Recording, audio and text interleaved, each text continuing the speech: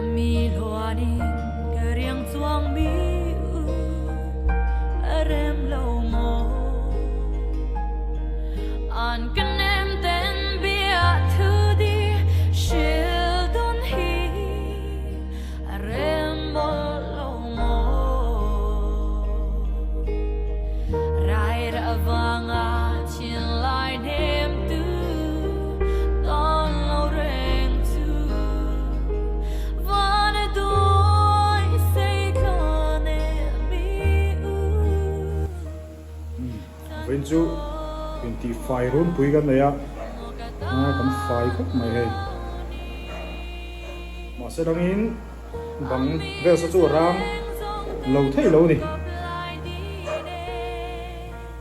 rong anh ấy tao yếu xí á, rong em 25 cái chú mình bị em chia bọc xí là vợ chú vợ mình, son ram nuôi mày á.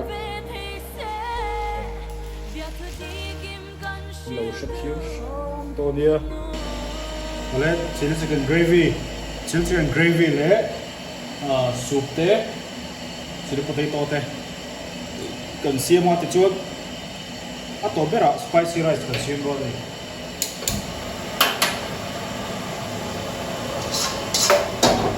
Chọc hạt, không không? Chọc hạt.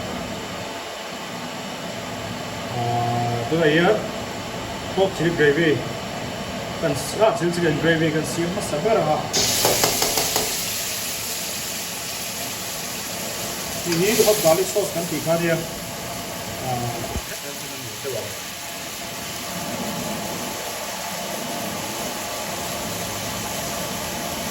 Tikha.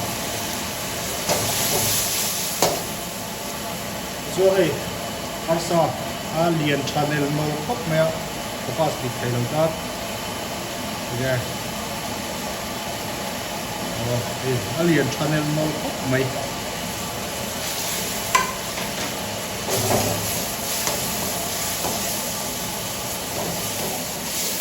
tuy sao vách của nia thì chuột capsicum lệ củ sen mặt chả quý liền lệ củ sen nhiều chút cho với đi Monday nhé cả nhà lấy tụi mình ông lột thịt đó cả nhà cần mấy tất mày ạ quay khóc mày cả nhà lấy tụi mình vam thì nào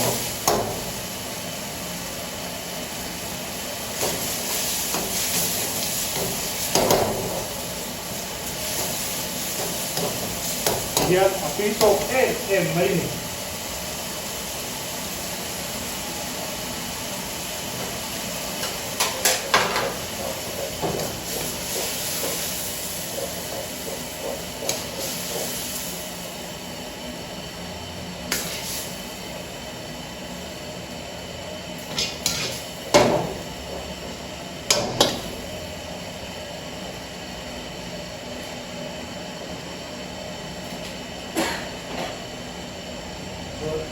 sesame, chochi,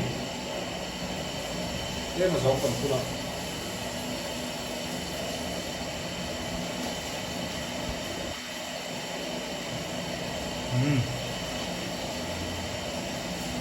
Thì chuột vok sao, chum nó túi, ta đâu đó, ai thì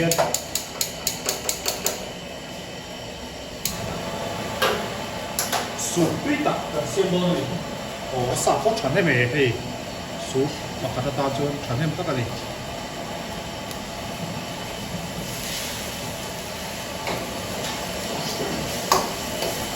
chuột vết kia mà dùng cần phải về ninh niên không ạ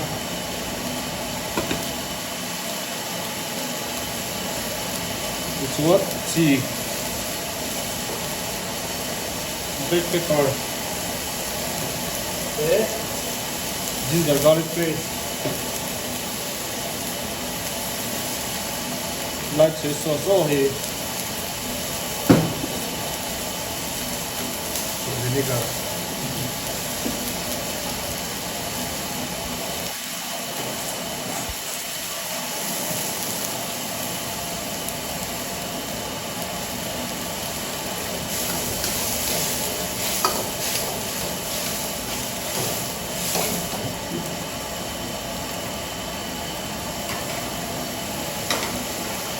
cái ông là mùi cao tóc mày cái siam ấy ăn nào thì nấu gì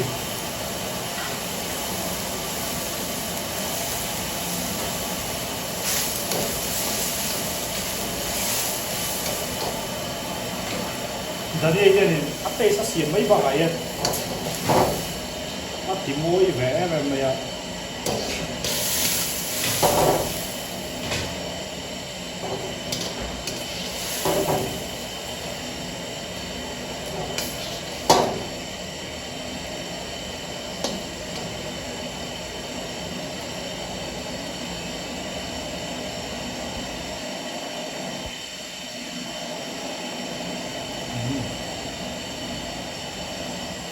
thì chuan chili potato cần toast lên nó tu nào hiền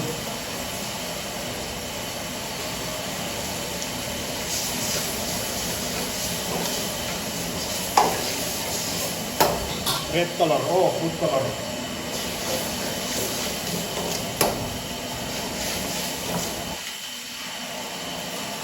thì chuan thì cần mình tu nào anh ấy ấy teman kan dulu nih. Ayo, apa mama kalau?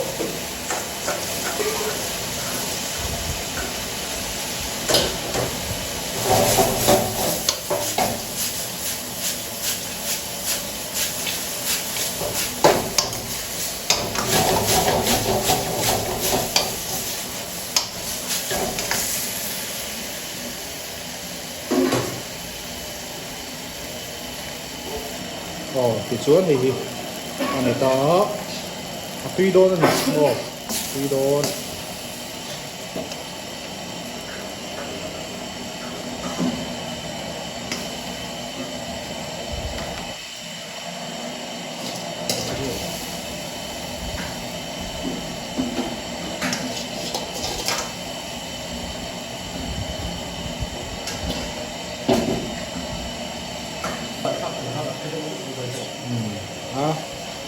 ít chắc đâu mì à? Đấy, cắt đá được đâu nào? Vẫn ngâu em em, các cô này hiền. Át tắc nấy năng lâu.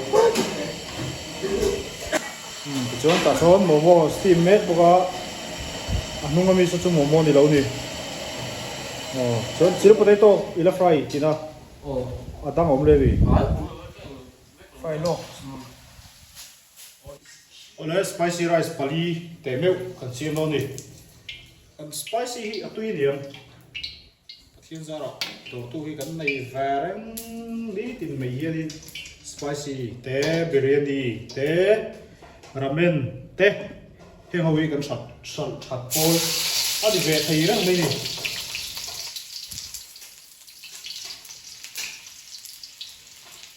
lỏng về khúc mì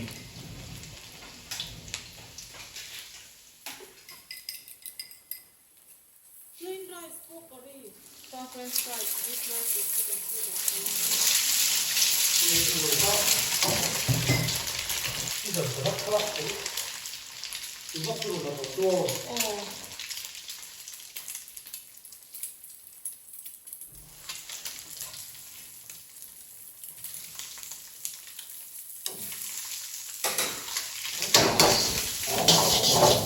ai sẽ đều lúc mới thế à lúc thì nó nè tao chùa ra nhất cái đó đi là lạc rồi đi đó đi lạc rồi mình sẽ lúc mới thế à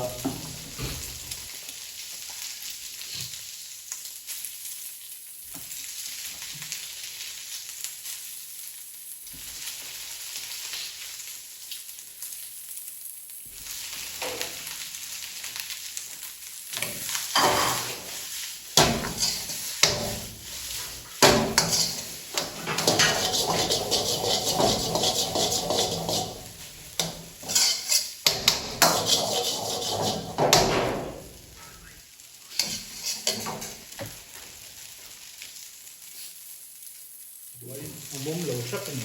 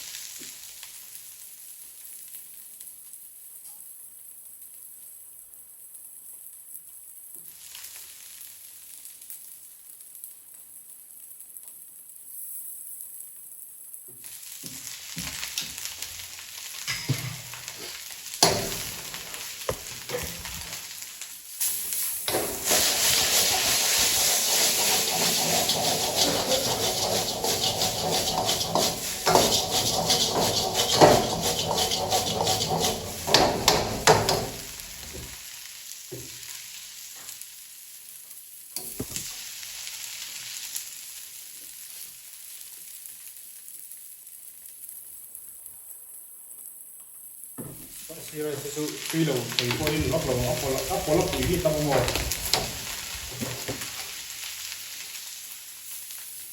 nói gì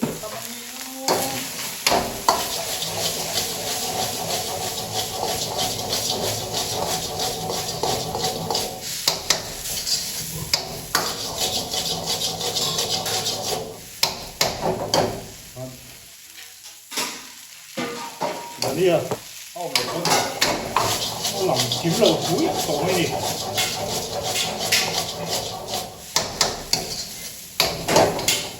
Thì không được xiêm số quá. Thì hiện thì anh lần đặt làm đang trong anh lần đàn, nghe à? Anh lần đặt làm đang ít khi là ngay về chỉ na. Mình có chỗ trong anh thiệt chuan chặt tóc tùy về tóc để bỏ lâu thì thấy à. Anh lần đang trong anh thiệt chuan tùy tập bỏ đi về thấy thấu. Với dụ cắn bùi nữa tụi các nọ cũng cần cắt mặn lâu cần customer thế mình sẽ kiếm sáng tụiเราngay lắm lâu video mình nên sắp tốt thế lâu thì phải chuan mình sẽ kiếm sáng tụiเราngay là cắn bùi em mày à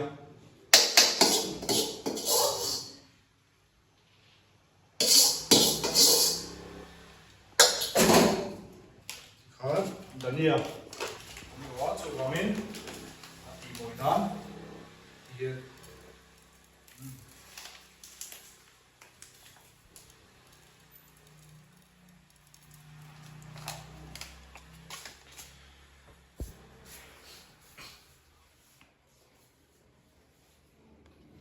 khan kan video chu kha song khani phot selangin video top thlang min saka vai kan lo ma ai phom po ko hol pe lo voin chu khualum lu tu ka ka identify bok nen a che cha cha chon phom mo yom zo thada ta char char mo chu wangin video te milo share sakula milo subscribe sakula kan channel te lo len zel thei tu le video dangin mu thei na turin tan milo la pui turin ka som chewa I chuanin milo share sakula in chen te ka milo subscribe tir ula kalom viwang kha jong khani photo sai